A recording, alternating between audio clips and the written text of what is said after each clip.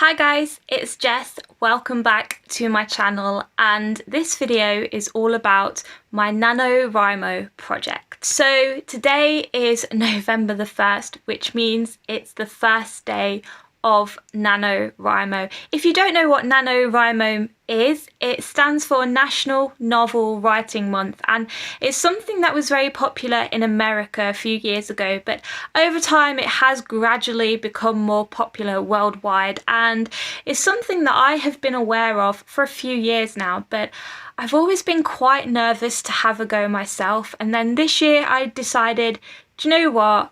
Why not have a go? I've not got anything else going on and I haven't really got anything to lose. So at the start of this year, back in January, I did start writing my own novel, and it was an idea that kind of spawned out of nowhere actually, but it was an idea inspired by my love of vampires and dark and urban fantasies, and writing that was a lot of fun. And I got 40, maybe 45,000 words into it, and then I kind of hit a block and I haven't written any more of it since, which I am a little bit upset about because it was an idea that I was so in love with, and like I just said, I had a lot of fun with it.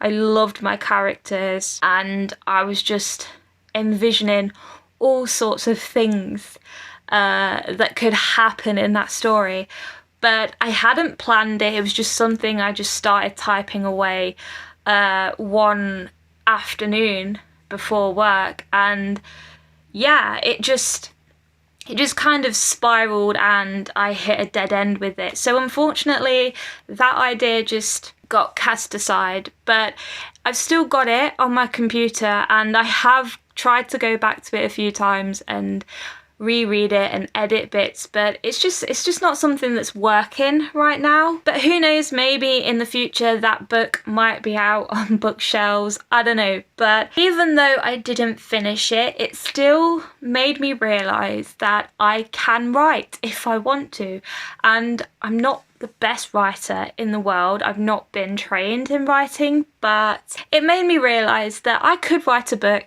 if I really wanted to. I just need to knuckle down and do it. Yeah, I just decided that I was going to do Nanowrimo this year, and I decided that I was going to do it pretty late. Start of October I signed up and started planning, but I'm very excited and I thought I would just share this with you guys now, because putting this video up on my channel means that I actually have to go and write the damn thing because you guys will know I'm taking part and you guys will be expecting me to finish it on November the 30th. So this is the kind of motivation and also the kind of pressure I need to do that, basically. But yeah, I just wanted to talk to you guys a little bit about what my idea for my Nanowrimo project is. And obviously I'm not going to tell you everything about my idea because copyright, but I just wanted to talk to you about some of the inspirations I had for it, what my plans are for it, what my hopes are for it in the future. And I'm just so excited that I want to share it with you. I wasn't going to share it. I was going to keep it to myself, just in case I didn't finish it. But I've decided, no, I'm going to share it with you. So I have to write 50,000 words in 30 days, and to do that, I have to make sure I write 1,667 words every day, at least that much. I'm hoping to go for 2,000 words every day, maybe for the first few weeks, just to give myself a head start, because I am meant to be going to London at the end of this month. But given the current circumstances we are all in, I don't know if that's happening or not. So if it is happening, I might not have much time on the last week of November to write. If it's not happening, great, I've still got loads of time to write. Anyway, back to my idea. So my idea for this project is all about my love of vampires, basically. That's what it's inspired about. My love of vampires and urban fantasy, dark fantasy. And I blame Twilight for that in my teenage years. I think Twilight was the driving force of my vampire obsession. Not to mention Dracula. You guys know how much I love that novel. But my book isn't a young adult romance Twilight kind of thing. It's more inspired by gothic horror and ghost stories, that kind of genre. And I've been reading a lot more gothic horror lately, and I've been really enjoying it. And so I thought, why not have a go myself? Why not just, you know, write what I want to write about, which is vampires, and put a gothic horror vibe to it. I mean, I don't care if no one wants to read it. At the end, it's something that I want to read, so I'm gonna do it. But my 3 main inspirations for this idea. Number 1 is obviously Dracula. I just said this, it's my favourite book of all time, and I will bang on about it until the day I die. I'll probably bang on about it after I'm dead. I'll find a way. But yeah, I love that book so much, and I love everything about it, and I love how it's written, and I love the atmosphere, and I love the locations in it. Whitby Abbey, Yorkshire, London. I love all of that, and I just love the legend surrounding the vampire Dracula, and, you know, all of the mythology to him. And, you know, he's like, in my opinion, the ultimate vampire. And I haven't read many vampire books recently that have that kind of biology to them, you know, and which is fine. Like, your vampires can be unique if you want them to, but I'm a stickler for the original. So I wanted to use that as inspiration as well. Something that really resonated with me with that book is the kind of the meanings behind it. And that book was written in the late 1800s, in the 1890s. And that was during a time in Britain when people from other countries were starting to settle in the UK and in England in particular. And there was a lot of fear from the English natives about immigration taking over their country, essentially. And that kind of got me thinking about my second inspiration, which is where I grew up. So I grew up in a very small town in Lincolnshire, in kind of like the middle of nowhere, and nobody's really heard of this one, but they've heard of the American version. And this town is very conservative, and a lot of the people there are quite old. A lot of the English natives there, I should say, are quite old. And it is a place where it has a big Eastern European community and a big Portuguese community. And so when I was younger, I grew up around a variety of different people of all nationalities. So for me, immigration isn't a problem because it's what I've grown up with. It's, you know, it's normal to me. I don't have an issue with it. But the locals of that town, the people who have lived there since the 40s and the 50s, have a very different viewpoint, and they have a very strong opinion on immigration, and it's something that they want to stop. They want to stop people from other countries settling in their town, which is one of the things I don't like about it. And I have tried to disassociate myself with that place for a very long time, and I'm very glad I don't live there, and I try not to go back there. Obviously my parents still live there, so I still go and see them sometimes, but I don't generally stick around for that long. So seeing those two parallels the reasoning behind Dracula, or some of the reasoning behind Dracula, and what's going on in my hometown at the minute, yeah, it kind of sparked something in me. And then also, there are some places in my hometown, as much as I dislike that place, there are some places that I am very fond of.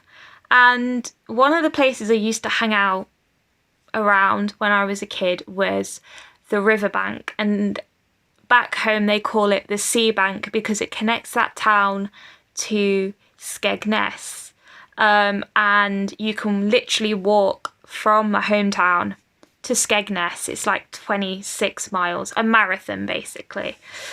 And we used to hang around up near the Pilgrim Fathers Memorial and up near the Wash where the river opens up into the North Sea, around all the bird hides and the World War II batteries, things like that. And we used to hang around there and play and just chat with my mates when I was older and get drunk and things like that. And I love that place because it's very remote, it's very quiet, and it has a very spooky atmosphere to it at night.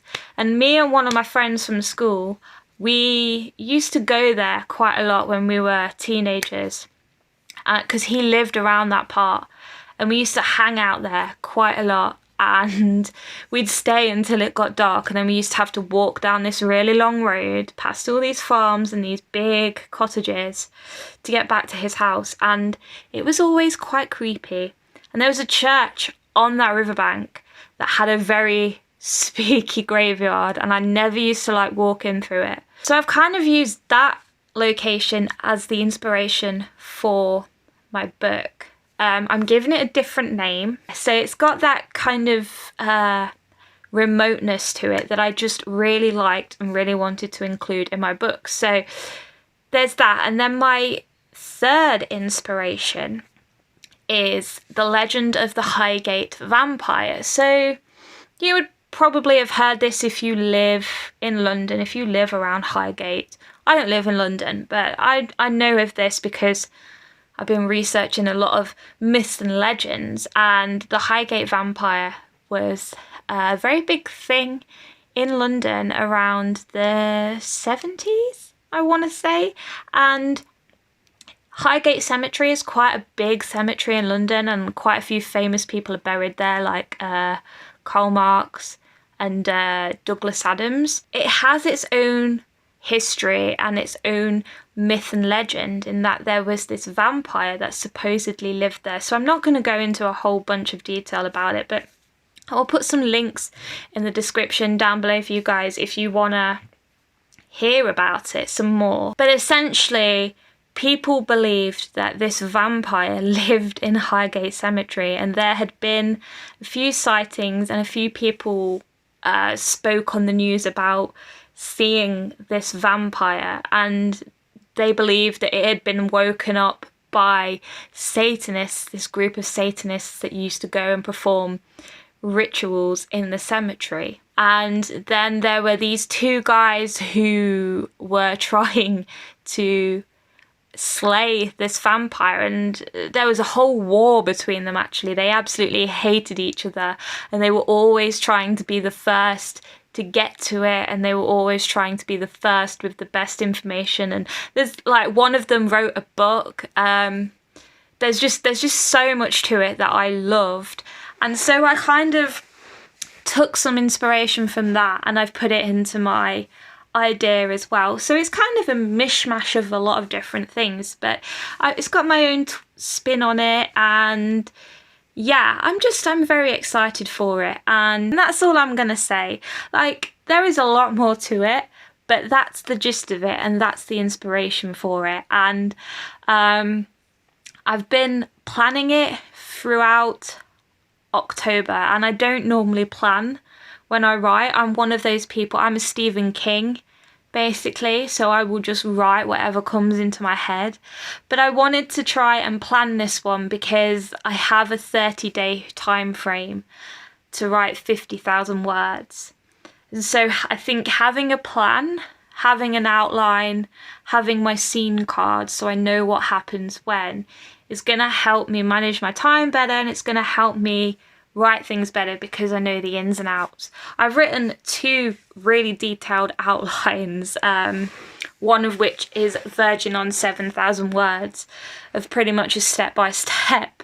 So that's, 7,000 words of the novel done for me already. But I don't know, I just wanted to talk to you guys about it and just let you know that I'm taking part and what my idea was, vaguely. So if you have any NaNoWriMo tips for me, I would love to know. If you're a NaNoWriMo pro and you're watching this video and you have some tips that will help me write better or manage my time better or refine my idea better, anything at all, then just leave a comment down below or just contact me on my social media pages that I've linked in the description. I'd really appreciate it. I'm always up for suggestions, especially when it comes to writing, because like I said, I'm not a professional writer. I just do it as a hobby, and I know I'm not the best, but if I can get it pretty good, then maybe I'll be holding a copy of my own published book in the future. I would like it to be published in the future. I would like to be a published author. I don't know if this one will be that book. I don't know, but we'll see how it goes. I'm excited. I'm also really nervous. So anyway, guys, I'm going to wrap this up here because I've been talking for nearly 20 minutes. So if you stuck with me to the end of this, then I commend you. Thank you so much. And like I said, if you have any writing tips for me, then just leave them in the comments down below. I'd really appreciate it. If you're taking part in NaNoWriMo yourself, then please let me know, and maybe we could cheer each other's on, be each other's champions, be each other's motivation, because God knows I'm gonna need it. Yeah, if you've got any videos talking about your NaNoWriMo projects like this one, then link me to them, because I'd love to see what everybody else is doing for the project. I'd love to see everybody else's ideas. Yeah, that's all I have to say. So I don't think I'm gonna do any vlogging for this project because I think it would just distract me too much, but I might do a mid-November Nano update for you, and then probably one at the end of the month to see how I got on. We'll see. But anyway, guys, I will see you all in another video very soon. Bye, guys.